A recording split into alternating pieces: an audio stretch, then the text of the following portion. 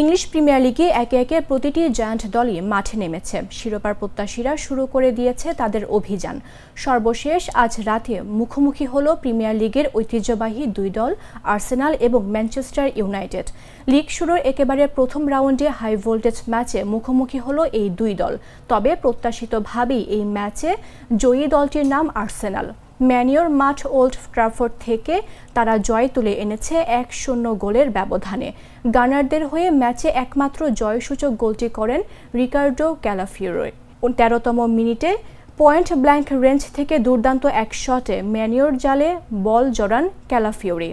রোববারের ম্যাচটি হয়তো নতুন মৌসুমে আর্সেনালের প্রথম ম্যাচ ছিল, কিন্তু মিকেল আর্তেতার দল 2024-25 মৌসুমে যেখানে থেমেছিল যেন সেখান থেকেই ফিরে আসে। গোল হজম করার পর ইউনাইটেড বারবার আক্রমণে উঠে আসার চেষ্টা করছিল।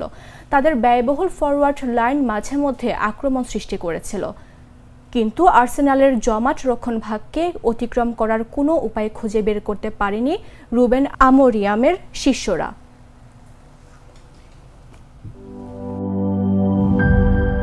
দেশি পাকা টমেটো আর সিক্রেট রেসিপির কম্বিনেশনে তৈরি প্রাউন সসের বস।